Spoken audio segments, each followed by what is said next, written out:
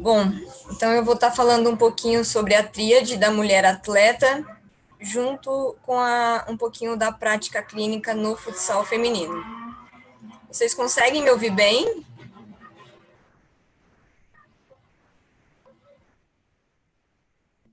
Beleza.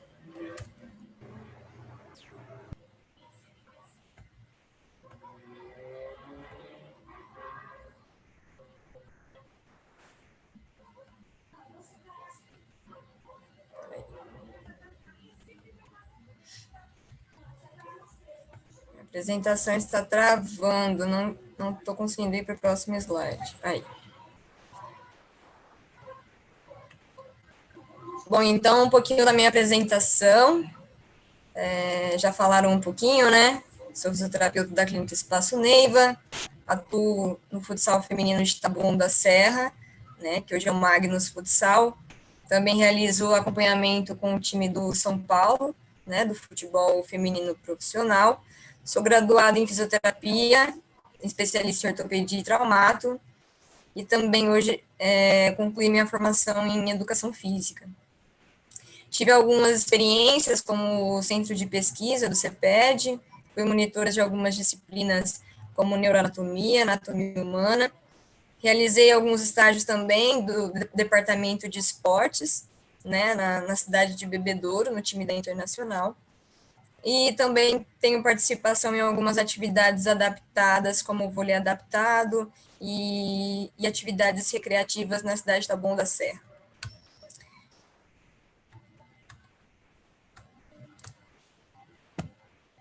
Bom, então falando um pouquinho das mulheres no esporte, né? Hoje, atualmente, a mulher ela vem ganhando cada vez mais espaço no esporte, porém a gente ainda conta com bastante preconceito, né? A cultura machista, alguns aspectos que influenciam diretamente desse crescimento da mulher no esporte.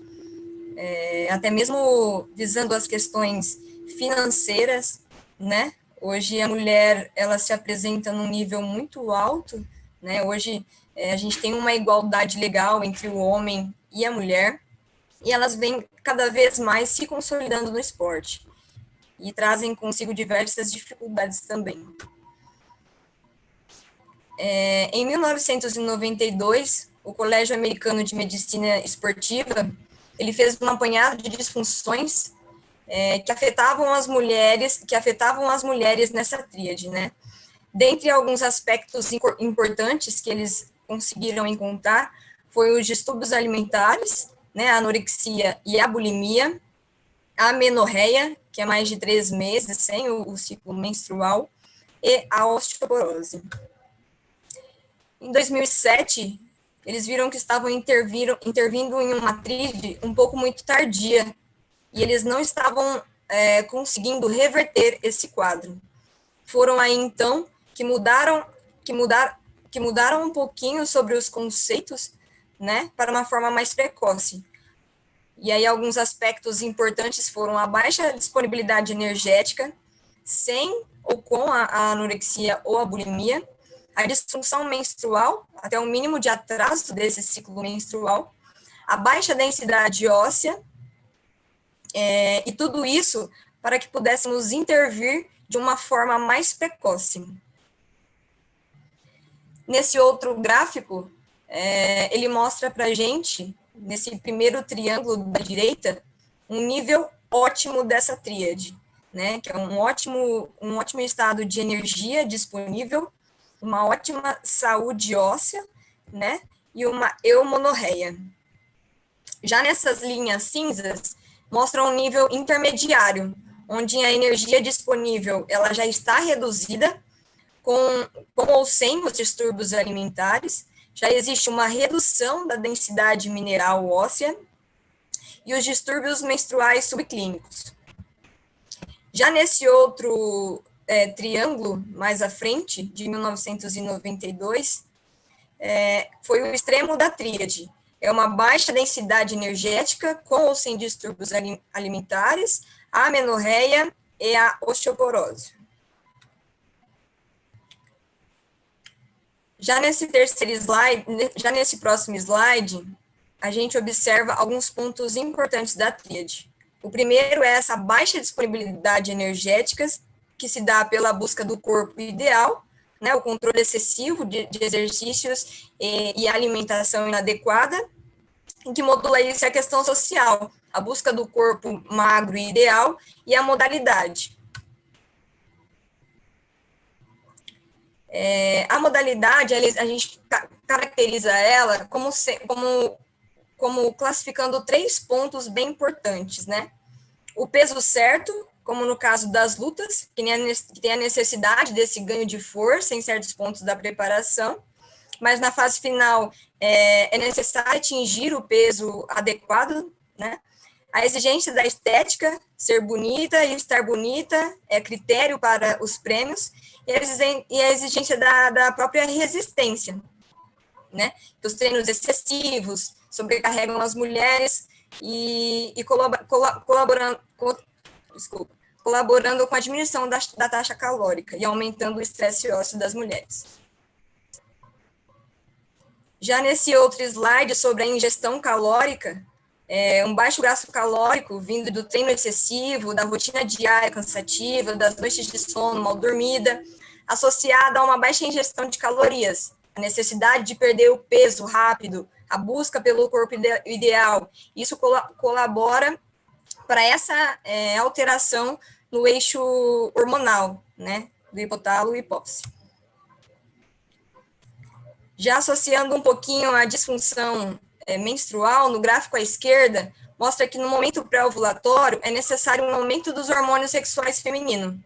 Se isso não acontece por alteração no eixo, diminui essa liberação desses hormônios e atrasa a ovulação, no caso a amenorreia. E o estresse ou até mesmo exercícios de forma exagerada, né? Uma baixa energia adquirida gera essa alteração também no eixo hormonal. A baixa densidade mineral óssea. Então, a integração disso, tudo se dá pela diminuição do hormônio libertador, né, que é no caso da gonadotrofina. Esse hormônio, ele libera a parte de estrogênio, né, e o estrogênio faz com que aumente os osteoclastos, né, que, na verdade, eles corroem esse osso que causam e levam à alteração da osteoporose. Então, a escolha pela fisioterapia, né, associando um pouquinho dessa prática, ela teve início em 2010, né, que foi quando eu iniciei no meio do esporte profissional, né, então, em 2010 até em 2014, eu optei em fazer o futebol de campo, eu era uma atleta, e em 2016 eu tive a oportunidade de ir para o futsal e cursar a minha graduação. Como aconteceu essa escolha? Eu tive altas lesões no meio e tive um grande encanto pela profissão. Porém, eu sempre tive uma grande paixão pela educação física, né? Então, eu queria ter as duas formações até para poder complementar essa graduação. O meu caminho, no final de no início de 2016, eu terminei a minha graduação e vim para São Paulo, onde eu comecei a atuar em uma clínica de fisioterapia, e eu não tinha um contato com as meninas. A gente tinha uma parceria e eu tinha um contato somente com essas meninas após um quadro lesivo. Eu não conseguia intervir, não conseguia ter esse conhecimento de como elas atuavam em treino, rotina de jogos e tudo mais. As dificuldades nesse início, né? A gente não contava com uma equipe multidisciplinar, alto índice de lesões, eu tinha um contato só pós-lesões, nós não contávamos com um protocolo preventivo, né, muitas vezes o treinamento ele era inadequado, e a dificuldade do espaço, até mesmo com a comissão técnica. No ano de 2017, eu ainda também não tinha o contato com essas meninas, foi quando a gente realizou um estudo, inclusive eu fiz o mesmo com o professor Flávio Martins, onde nós fizemos um estudo, né, pegamos mesmo um banco de dados juntamente com um questionário para essas atletas e tivemos um nível muito alto de lesões de joelho, né, apresentou um valor aí de 42,11. Nós tivemos um quadro de mais de 3 meninas com lesões de LCA. em um período em menos de 2 meses, né? Então, isso foi do início da mudança da trajetória, né? A gente precisava intervir de alguma forma. Porém, eu não tinha tempo, eu não conseguia acompanhar as meninas, eu trabalhava em período integral nessa clínica, então foi uma dificuldade muito grande. E aí, essa análise de dados, eu apresentei os dados específicos, as características, o nosso próprio estudo, né? E aí eu busquei argumentos e sugestões para essas estratégias de prevenção.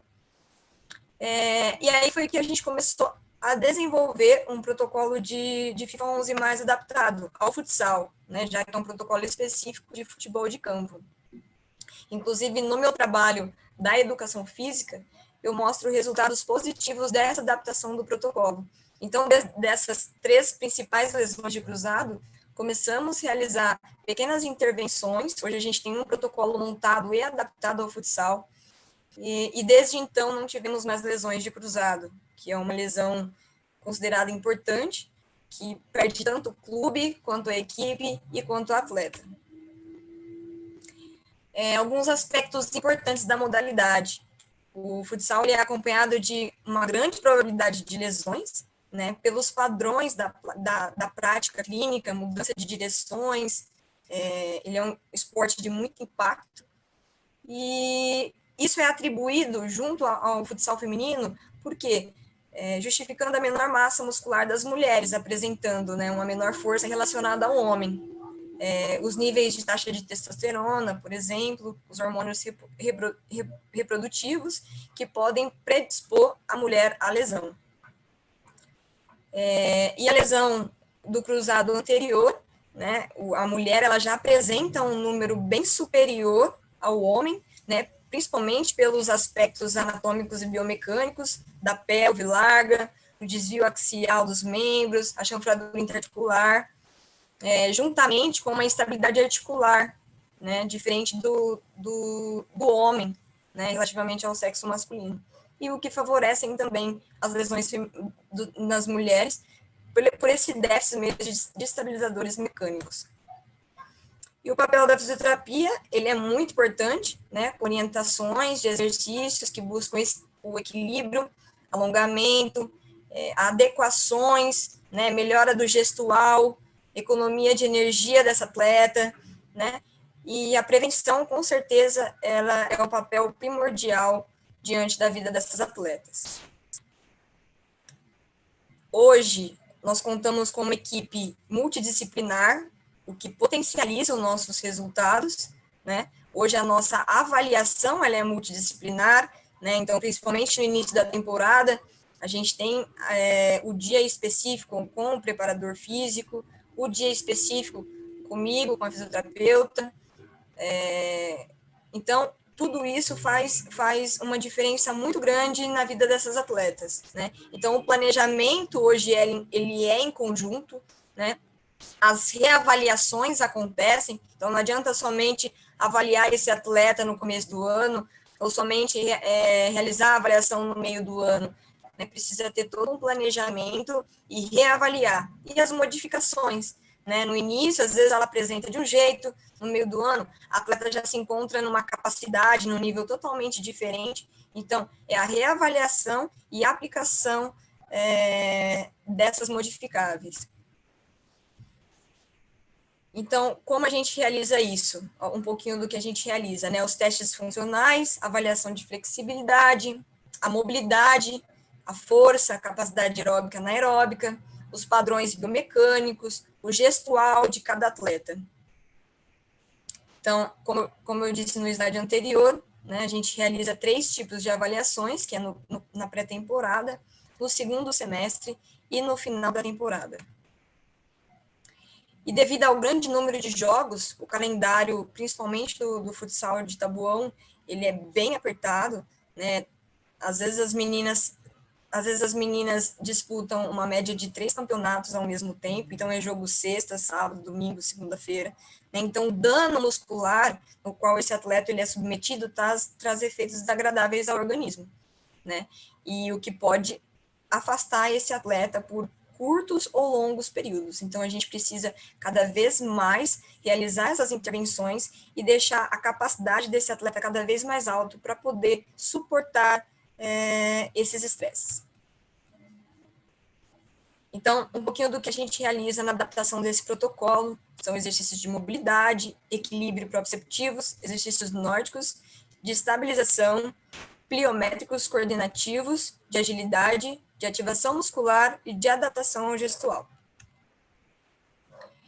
Aqui é um pouquinho, são duas imagens de um pouquinho do trabalho de mobilidade, né? Então, o acompanhamento diário, ele é realizado, como que a gente trabalha, né?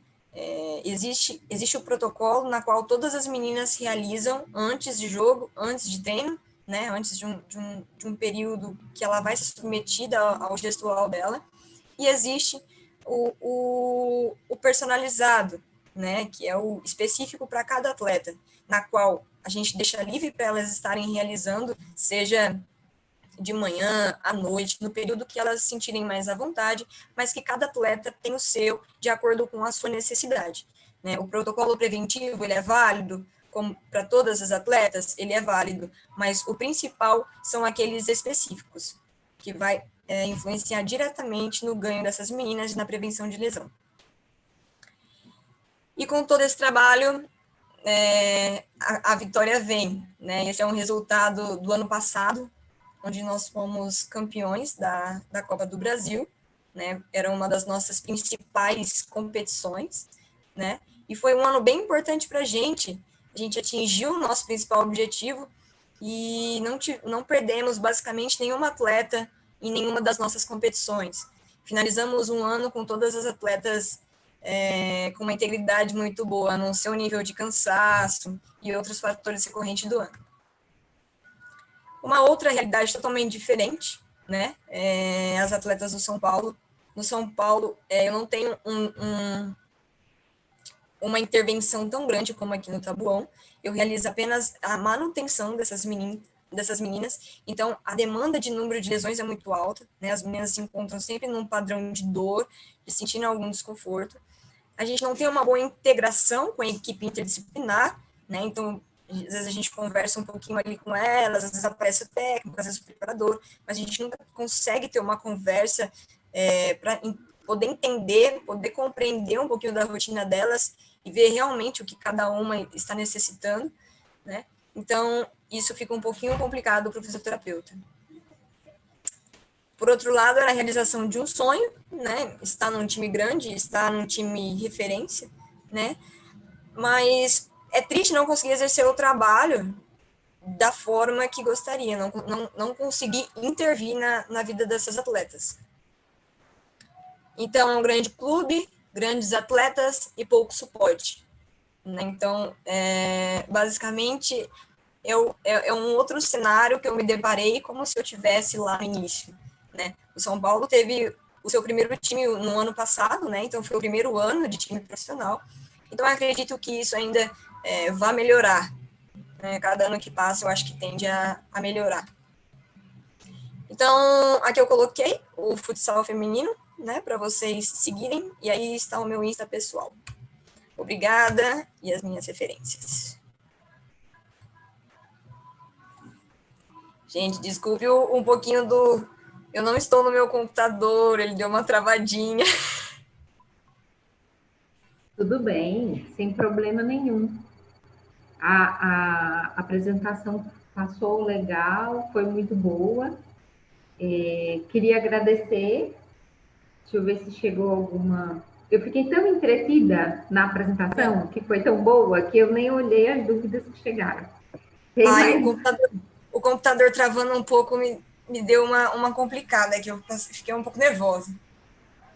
Inclusive, a senhora ainda está compartilhando a tela. Tá, deixa eu ver se eu paro aqui. Chegou uma dúvida. Como está sendo transmitido pelo YouTube, o pessoal coloca as dúvidas no chat lá do YouTube.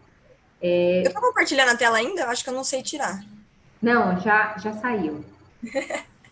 A dúvida é a seguinte: como para o futebol existe o protocolo FIFA 11+, No futebol, você falou que fez um programa adaptado desse FIFA 11 mais para o futsal feminino.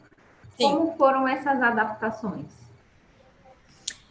Na verdade, eu sempre costumo dizer que o futsal ele é bem diferente do futebol de campo, né? Desde do solo, né? O campo é diferente de uma quadra, então o impacto é muito maior, né? O gestual dessas meninas é completamente diferente. O futsal uma modalidade muito mais rápida, né? O impacto é muito maior, né? Então, como que a gente fez essa adaptação? A gente pegou os exercícios já propostos no FIFA 11, né, e realizamos uma adaptação de acordo com os princípios do protocolo. Né? Então, no caso, existem os exercícios nórdicos, a gente manteve os exercícios nórdicos.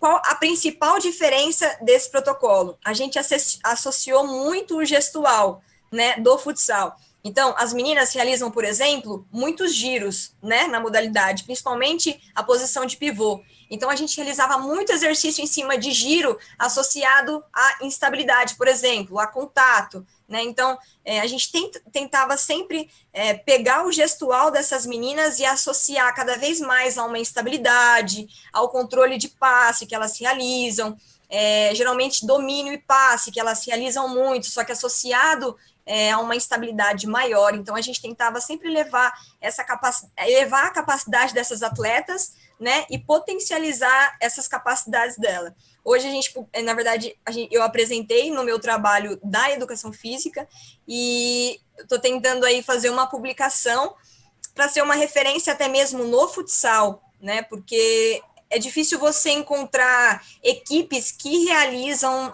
um protocolo preventivo legal, até porque na literatura não tem muita coisa, falando especificamente do futsal. Então, a gente pegou os princípios do FIFA 11 Mas e adaptamos de acordo com as capacidades gestuais da modalidade do futsal. Muito bom.